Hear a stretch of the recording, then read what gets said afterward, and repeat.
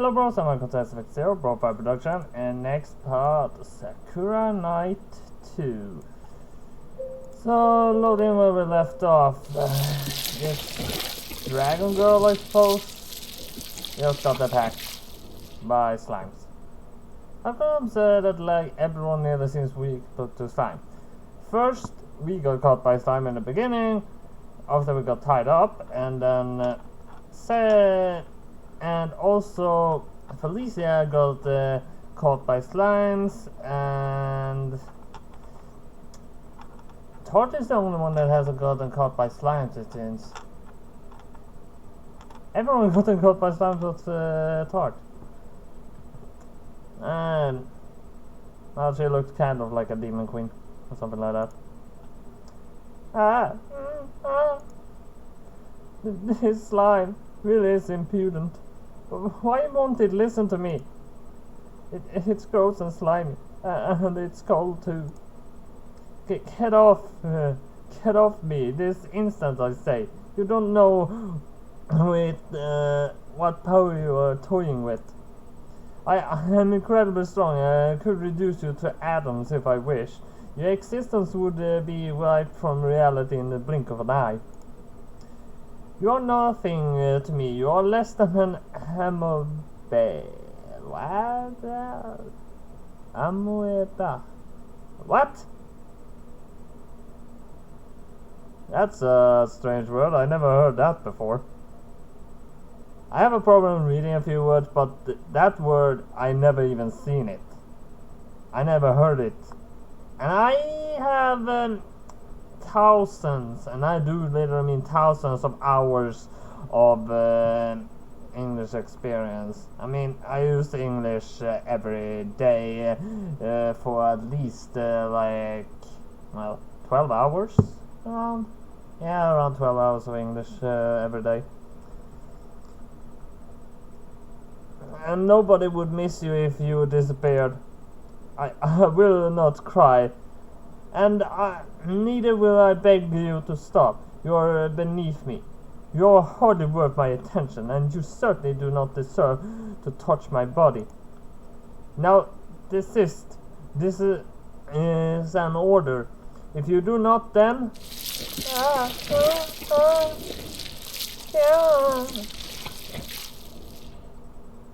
My.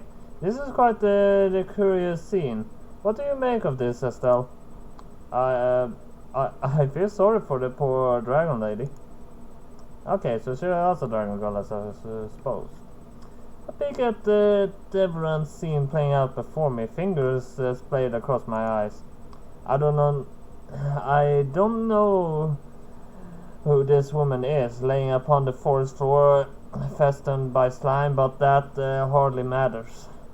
I can't help but sympathize with her plight. Though this woman is trying to sound aloof, her voice is trembling badly, so are her limbs. Her fingers curl again against the ground, racking up loose leaves and twigs, and her toes curl in on themselves as the slime oozes about her body. She tries to pull herself up, but the slime that coats her is too copious. It pushes her back down into the dirt, and she is unable to resist. This is simply unforgivable. You were supposed to obey me, you stupid slime. I am the one who summoned you after all. You would not exist if it weren't for me, so why can't you treat me with respect? What was that? What was that? I thought that woman said something strange, but... Felicia examines the dragon woman with a newfound interest, her brow furrowed. While she seemed merely concerned a few moments prior, now her gaze unsully fixated. Did the dragon woman say anything incriminating? If so, it's hard to tell. Her voice is high and breathy. Her words fragmented with broken cries. She might as well be speaking in Rune's wolfish tongue for all the sense I can make out of her. If she did say anything unusual, shall we say, it makes sense that Felicia would hear it. As an elf, her ears are longer and more delicate than mine. Actually, elves usually have better hearing, better eyesight, and better flexibility than any human. So, yeah. I suppose I should trust Felicia's judgment on the matter, but... Stop it! No more! Don't touch me there! If you keep going, then... Yeah... It doesn't sound like she's saying anything strange to me. She's just screaming. Yes, I suppose she is. Perhaps I misheard her. I wonder. Felicia watches on, her expression oddly impassive, as ropes of silence cascades over the dragon woman's body. The woman's hips box upward, her mouth opening in panic as a tentacle of slime snakes up inside of her thigh. This slime really is insistent. I think it's insistent. Yeah, I can't say it again. I think it's that word though. Felicia, please, you have to help her. I don't want to see her suffer a second longer. Though, given the nature of the woman's cries, I doubt she's really suffering. I think she's enjoying this a bit too much. She's so into it, she doesn't even seem to realize that Felicia and I are watching her. I wonder, actually, if it's technically rape, if you actually massage someone enough, does it technically become rape if it's actually pleasurable? I mean, everyone has foreplays when it's normally, so as long as there's enough foreplay, it can't really hurt. Well, I might be wrong about that, but I'm not sure. I know that I dabble in those things. And then I mean dabble in rape. That's what I know dabbling in. I wonder, anyway. Yes, I suppose you are right. I apologize, I was curious about something she said earlier, so I waited. I was hoping in a moment of weakness she might say more. But I suppose it's careless of me to stand by unmoving while a lady is being tormented, so... As a future queen, I have acted abominably. I hope you can forgive this blemish upon my good name, Estelle. I'm fine. I'm more worried about that woman. You have to move fast. Indeed, I shall, or my name is not Felicia Morabella Argento. That's too long a name to say in a moment like that. Do not worry, fair maiden. Felicia turns to the dragon woman who is still ensnared in the slime-sticky embrace. I shall save you. That awful slime shall not bother you any longer. Now, have at you.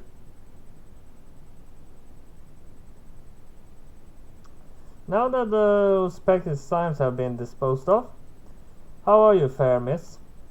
Felicia sheathes her sword and turns to the dragon woman. She's still slumped on the ground, dazed. I think after everything that happened, she blinks at Felicia with lightless eyes, her mouth hanging slack. Oh goodness, I must apologize. Where are my manners? My name is Felicia Morabella Argento. I'm the princess of the noble Argento family, and I'm hailed from the land of Gris. This girl, meanwhile, Felicia gestures to me, is Estelle. She is the daughter of the famous knight Cressida, and she has taken a noble oath to become a hero just like her mother. We're both adventurers, and we work for Grimoire's Guild. Rescuing pretty girls is part of our duty, so worry not, you are in safe hands. Felicia delivers this smile with a sunny smile, but her words seem to roll off a woman's back. She is staring not at Felicia, but at me, her eyes wide. What was that? I said, Felicia clears her throat, still beaming, and says, we are both adventurers, and we are for Grimoire's Guild, rescuing pretty girls. I am a woman, not a girl, and no, I did not mean that. Go back. What did you say before then? That I'm Felicia Morabella Argento, daughter of... I know you are. You told me your name 3 times already. But who is this? What did you say her name was? Oh. She's staring at me. She's staring so intensely, it feels like my skin might peel off. This is pretty uncomfortable, actually. Why is she looking at me like that? I am Estelle. It's a pleasure to meet you. Estelle, right? And your mother is... the brave hero Cressida. Surely you have heard of her? Cressida, yes. I thought that was what you said, but I had to make certain. The woman's eyes narrow.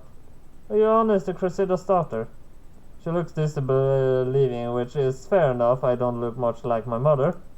I might have inherited my mother's shapely body, but my demon could be more different from hers if I tried.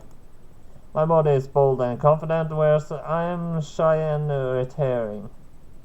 Retiring? Yeah, something like that. I'm nowhere near as skilled with the sword as she is, and when strangers talk to me, I get hopelessly tongue-tied. I really am a clumsy girl.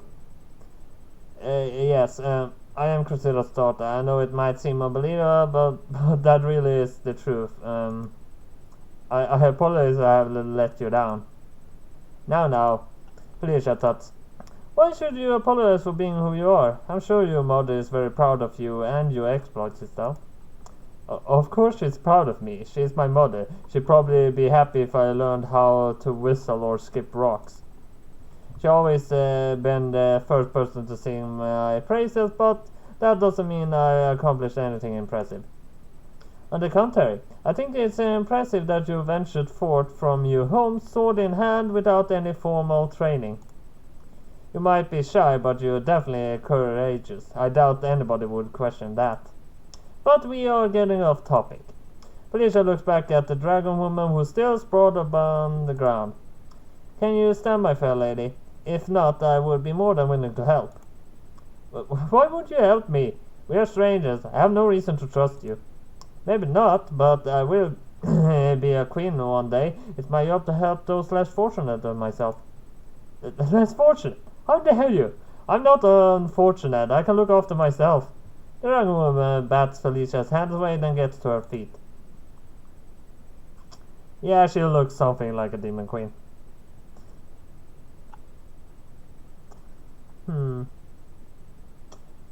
Actually, as a dragon girl, I would imagine they actually have scales only more than on their tail. I mean, like scaly gauntlets or kinds of like that, but it's actually the skin, not gauntlets. But that's how I imagine dragon girls. Or yeah, I'm not saying any more about that. Her legs buckle beneath her, and Felicia rushes to catch her, but the dragon woman is able to right herself before she can fall face first into the dirt. There, you see, I do not need your help. I never asked for it. But you were covered in slime. That was only a minor inconvenience. Everything was under control. For a minor inconvenience, as you termed it, you looked rather troubled. That was only your perspective of events. You never bothered to ask me how I felt about it. Perhaps not. No, but I did not think it necessary. You made your feelings quite apparent. You wouldn't stop moaning. I was not. The woman counters, her face burning as she stamps the heel of her boot against the earth. I would never do anything so inelegant. My cries were part of an enchantment to ward away the slime. I would have bested it too, had you not interrupted. You foolish girl ruined everything. Though Felicia saved this woman and not 5 minutes prior, she doesn't look very appreciative. In fact, the exact opposite. That glare she is shooting me with those narrowed eyes of hers, it looks like she's willing me to die on 1,000 painful deaths. Is she really that disappointed that Cressida's daughter turned out to be such a dud? Maybe she is a huge fan of my mother. Moreover, if that child really is Cressida's spawn, do I not even count as a human to her? How cruel. Then I have nothing to do with her. Her beloved mother was well known for her persecution of the such as myself. Huh? I blink at the dragon woman, surprised. My mother would never persecute anybody. She was a good, just woman who strove for peace. Peace, maybe. For the sake of thousands deemed worthy. As for being like myself, however, she never once cared about us. That's not right. My mother only fought those who sided with the demon queen, Gunhild. She didn't have any issues with your kind, and she didn't like fighting either. She was only trying to help. Oh, spare me. The woman rolls her eyes. You are so naive as was it? Actually, if you side with fighting against someone that sided with that, even though they are both sides, and that doesn't mean the person that actually tried to stop the one that sided with Gunhild would actually do the right choices, because she could see that if most of one race would actually side with Gunhild, she would look upon everyone of that race as if they sided with Gunhild. So it's it's not a good thing in that way. You can't like walk up to everyone and else ask, "Hey, do you side with Gunhild or not?" So I can understand the Dragon Girl's perspective here. That's right, I'm Estelle. And I'm Felicia Morabella Gento. Felicia sticks out her chest proudly. What of you, fair maiden? How do you prefer to be called? That should be none of your concern to you. Of course it's concern to me. I'd like to know the name of the pretty woman I have rescued. Rescued? The young woman tenses. Do not be so full of yourself, girl. You did not rescue me. I was perfectly fine. I owe you nothing, least of all my name. I am sure you will learn it in due course. But for the present, I am quite sick of tired of you, both of you. I do not like adventurers at the best of times, and I particularly do not like Cressida. She is a symbol of all the spies in this world, and if she had never been born, Lumeria would be better for it. Now leave me in peace. I do not speak with what you witnessed this night. If you let anybody know of my disgrace, I shall cut you out your tongues. The woman turns ready to depart, but wait, not so fast. Why you? The woman tries to retort, but the words fail her.